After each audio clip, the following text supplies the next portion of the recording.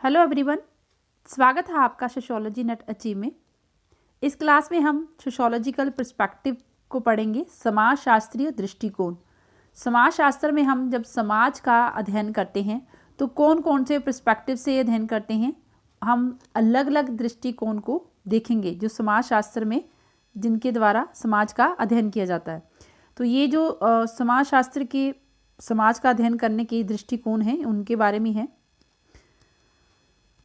Sociology net achieve app आप course purchase करना चाहते हैं सोशियोलॉजी यूजीसी नेट का, तो आप इस कूपन का यूज़ कर सकते हैं सोशियोलॉजी 786। सोशियोलॉजी 786 कूपन का यूज़ करके आपको 20% जो है वो छूट मिलेगी और ये वैलिड है 31 जनवरी तक।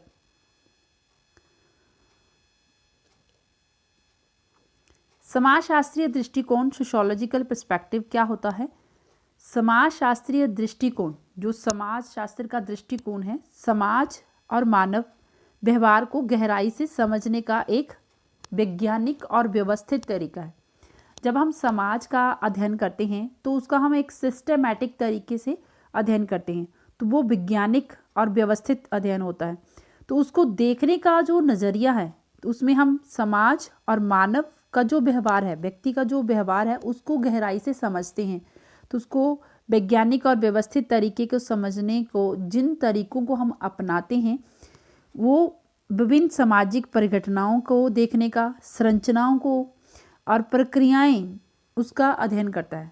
समाज शास्त्र जो है वो समाज में व्यक्ति के व्यवहार को और समाज का जो व्यवस्थित वैज्ञानिक तरीके से अध्ययन करता है, उसके लिए वो इनकी परिघटनाओं को देखता है, संरचना को देखता है, प्रक्रियाओं को देखता है। तो वो डिफरेंट दृष्टिकोण को अपनाता है। उन दृष्टिकोण के बारे में हम पढ़ेंगे। पहला है स्ट्रक्चरल पर्सपेक्टिव, संरचनात्मक दृष्टिकोण। संरचनात्मक दृष्टिकोण, ये दृष्टिकोण समाज को एक संरचना के रूप में देखता है। जब हम पूरे समाज को देखते हैं, समाज की जो संरचना है, उस पूरे समाज का जब हम अध्ययन करते हैं, एक संरचना के रूप में देखते हैं जिसमें अलग अलग संस्थाएं होती हैं, जैसे परिवार, धर्म, शिक्षा, जो आर्थिक संस्थान है, राजनीतिक संस्थान है, ये सब मिलकर क्या बनाते हैं, एक संरचना बनाते हैं जो कि समाज, जिस समाज की संरचना बनती है। ये सब मिलकर समाज को स्थिर और व्यवस्थित रखते हैं। जैसे हमारी बॉडी है, जैसे व्यक्ति की जो बॉडी है उसके अलग अलग पार्ट अपना अपना कार्य कर रहे हैं। तो सभी पार्ट जो अपना अपना कार्य, जैसे हाथों का क्या काम है, पैरों का क्या काम है, वो अपना अपना कार्य करते हुए, लीवर और जो लीवर, फेफड़े जो अपना अपना कार्य कर रहे हैं, आँखें, कान, नाक, तो वो सभी अपना अपना कार्य करते हुए शरीर को व्यवस्थित रखती हैं। ऐसे ही ये जो संस्थाएं हैं समाज में, परिवार है, धर्म, शिक्षा, राजनीति, ये सब संस्थाएं मिलकर समाज को क्या करती हैं, व्यवस्थित और स्थिर बनाती हैं। इससे संबंधित जिन्होंने स्ट्रक्चरल पर्सपेक्टिव से समाज का अध्ययन किया है समाज शास्त्र में, जो प्रमुख हैं, एमाइल दुर्खिम, इन्होंने समाज को जो धर्म, परिवार, शिक्षा है, ये सब मिलकर क्या समाज को एकजुट बनाती हैं, समाज को जोड़ कर रखती हैं, व्यवस्थित रखती हैं। टालकट पार्सन ने समाज में जो व्यवस्था बनी रह रही है, समाज में जो संतुलन बन रहा है, तो इन संस्थाओं का व्यवस्थित होने से ही बन रहा है। जैसे हम ट्रैफिक रूल फॉलो करते हैं, तो हम क्या, जब हम चलते हैं तो हमें पता है कि हमें लेफ़्ट साइड में चलना है। तो जब हम अपना अपना रूल निभा रहे होते हैं तो हम ऑटोमेटिकली समाज की व्यवस्था को बनाए रखते हैं। तो ये कहते हैं कि जो समाज की व्यवस्था है वो इन संस्थाओं से मिलकर बनती है। ये पूरे समाज की संरचना को देखते हैं कि समाज कैसे व्यवस्थित है और अनुशासित है। जैसे कि शिक्षण संस्थान है, वो बच्चों को नैतिकता सिखाते हैं, वही हम समाज में, सोसाइटी में वो हम देखते हैं, वैसा ही हम रूल, वैसे ही हम बनते हैं, वैसा ही हम व्यवहार करते हैं। शिक्षा जो है वो अनुशासन सिखाती है। तो ऐसे ही ये संस्थाएं एक दूसरे से जुड़ी हैं। इस शिक्षा से संबंधित है धर्म, तो धर्म नैतिकता सिखाता है, एकजुटता की भावना सिखाता है। तो इकोनॉमिक, पॉलिटिकल, ये सारी संस्थाएं एक दूसरे से जुड़ी हैं। ये संस्थाओं, इन सभी संस्थाओं को जब एक जीव के रूप में देखा जाता है, दुर्खिम समाज को एक जीव मानते हैं। समाज को एक जीव की तरह देखते हैं कि वो एक जीव है, उसके जो डिफरेंट डिफरेंट पार्ट हैं, जो संस्थाएं हैं, वो अपना अपना कार्य अच्छे से कर रही हैं, तो ही समाज जो है वो व्यवस्थित है। अगर उसमें से किसी भी संस्था का कार्य बिगड़ जाता है तो उस जो समाज है, समाज की संरचना में विघटन आता है, समाज में असामाजिकता फैलती है। तो जो समाज व्यवस्थित है वो इन संस्थाओं के कारण व्यवस्थित है। ये पूरे समाज की संरचना को देखते हैं। संघर्ष दृष्टिकोण, कन्फ्लिक्ट पर्सपेक्टिव। ये जो दृष्टिकोण है ये समाज को शक्ति और संसाधनों के लिए संघर्ष के आधार पर देखता है। ये दृष्टिकोण समाज में किसी के पास जो एक वर्ग है, वर्गों में बांटती है, जैसे जिसके पास शक्ति और संसाधन ज़्यादा हैं और जिसके पास कम है, तो इन दोनों के बीच में जो क्या है, असमानता को दिखाता है। दोनों वर्गों के बीच में असमानता, इसको वर्गों में बांटता है। और जिसके पास संसाधन और शक्ति नहीं है वो अपने व्यवस्था को परिवर्तित करने के लिए उसको संघर्ष करना पड़ता है। तो ये जो संघर्ष का दृष्टिकोण है ये असमानता और शोषण से भरा होता है। इससे संबंधित जो समाजशास्त्री हैं वो है कार्ल मार्क्स, एंटोनियो ग्राम्सी। जैसे कार्ल मार्क्स ने पूंजीपति वर्ग और मजदूर वर्ग की बात करते हैं कि जो पूंजीपति वर्ग है उसके पास शक्ति और संसाधन है और वो मजदूरों का और ज़्यादा शोषण करते हैं। तो जो मजदूर वर्ग है जब वो एकजुट होते हैं तो अपनी व्यवस्था को परिवर्तित करने के लिए वो संघर्ष करते हैं। तो जैसे कि जो पूंजीपति जिसके पास शक्ति और संसाधन है वो मजदूरों को कम वेतन देते हैं, उनके ऊपर जो मालिकों का मुनाफा होता है वो ज़्यादा होता है। मालिक जो है वो मुनाफा ज़्यादा कमाते हैं और काम उनसे ज़्यादा लेते हैं। तो जिस कारण जो मजदूर वर्ग है वो संघर्ष करता है। ये संघर्ष दृष्टिकोण है जिससे हम समाज में जो संघर्ष है उसके आधार पे हम समाज को देखते हैं कि समाज में कितने वर्गों में बटा है और उसके बीच में क्या है, असमानता और शोषण से भरा हुआ माना जाता है। प्रतीकात्मक अंतःक्रिया दृष्टिकोण, सिंबॉलिक इंट्रैक्शनिज्म। ये दृष्टिकोण समाज को प्रतीकों और व्यक्ति हैं, व्यक्ति की अंतःक्रियाओं के माध्यम से समझता है। ये अलग अलग समाज का अलग अलग दृष्टिकोण हो सकता है। व्यक्ति अपनी अंतःक्रियाएं करता है। जैसे किसी की संस्कृति में, जैसे हमारे इंडिया की संस्कृति में है पाँव छूना, तो हम बड़ों का ऐसे अभिवादन करते हैं, तो ये वेस्टर्न में नहीं है। तो अपनी अपनी सिंबॉलिक के हिसाब से हम जो उनको सम्मान देते हैं वो उस संस्कृति के हिसाब से है, सिंबॉलिक इंट्रैक्शनिज्म। इससे संबंधित जो जॉर्ज हर्बर्ट मीड हैं, इन्होंने सिंबॉलिक इंट्रैक्शनिज्म जो अंतःक्रिया है, सिंबॉलिक अंतःक्रिया है, उसके महत्व को समझाया है। हर्बर्ट ब्लूमर ने इसकी नींव रखी है। इस सिंबॉलिक इंट्रैक्शनिज्म जो कंसेप्ट है वो हर्बर्ट ब्लूमर ने दिया है और जॉर्ज हर्बर्ट मीड ने इसका महत्व बताया।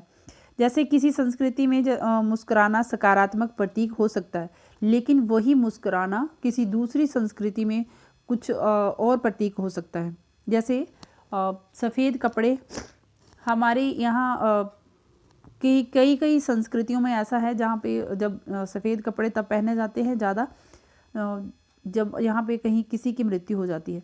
तो जो दूसरी संस्कृति है उसमें शादियों में भी सफ़ेद कपड़े पहनते हैं।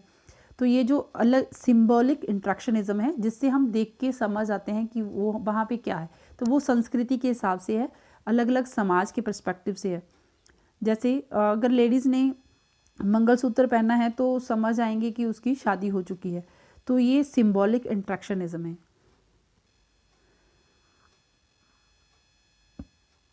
नारीवादी दृष्टिकोण, फेमिनिस्ट पर्सपेक्टिव।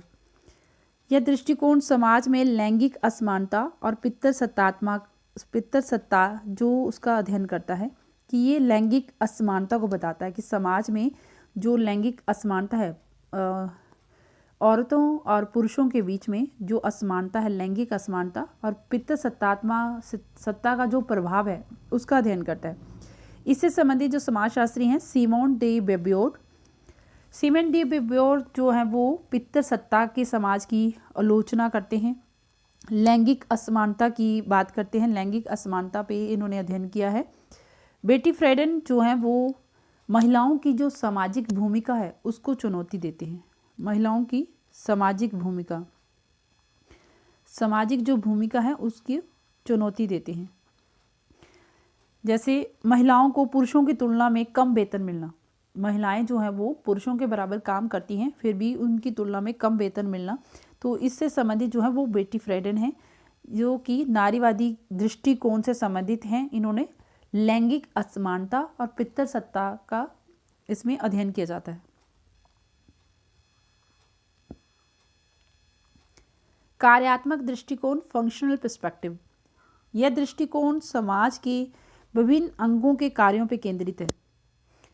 ये जो दृष्टिकोण है, जैसे एक बॉडी पार्ट है, जैसे एक मनुष्य है, इसकी आंखें अपना कार्य कर रही हैं, तो इससे संबंधित जो समाजशास्त्री हैं अगर उनको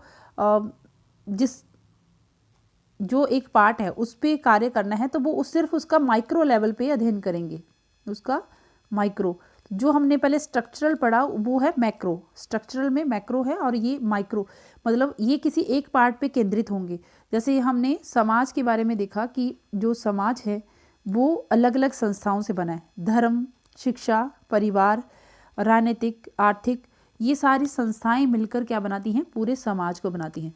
जब कोई एक पर्सपेक्टिव पे यहाँ इसके फंक्शन पे ध्यान दिया जा रहा है, ध्यान केंद्रित किया जा रहा है, जैसे धर्म पे ध्यान केंद्रित किया जा रहा है या समाजीकरण पे, परिवार पे, जब ऐसा अध्ययन किया जाता है तो उसको फंक्शनल पर्सपेक्टिव कहा जाता है कि ये समाज के विभिन्न अंगों के ये जो अंग हैं ये समाज के अंग हैं, तो इन अंगों के कार्यों को पे केंद्रित है, इन अंगों के कार्यों पे ध्यान केंद्रित करता है।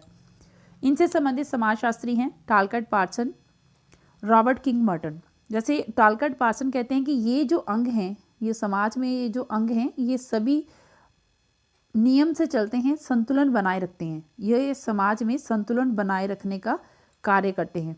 रॉबर्ट किंग मर्टन ने कहा कि जो इन्होंने अवधारणा दी है प्रकट और अप्रकट प्रकार्य, रॉबर्ट किंग मर्टन ने समाज में जो समाज व्यवस्थित है वो प्रकट और अप्रकट प्रकार्य की अवधारणा दी है, मैनिफेस्ट एंड लेटेंट फंक्शंस की। जैसे धर्म नैतिकता और एकता बनाए रखता है। धर्म अगर हम धर्म जो संस्था है उसका अध्ययन करेंगे, ये इसके फंक्शन में धर्म कैसे नैतिकता और एकता को बनाए रखता है, इसके फंक्शन पे अध्ययन करना। तो समाज के जो विभिन्न अंग हैं, अलग अलग अंग हैं, उनके कार्यों पे ध्यान केंद्रित करना।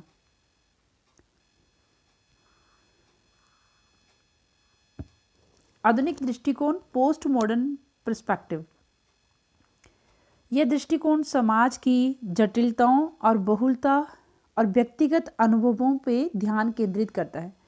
ये दृष्टिकोण जो है वो समाज की जो जटिलता है, ये पोस्ट मॉडर्निज्म जो पर्सपेक्टिव है, ये कौन सा पर्सपेक्टिव है, जो मॉडर्न समाज है, पहले जो ट्रेडिशनल समाज है, ट्रेडिशनल,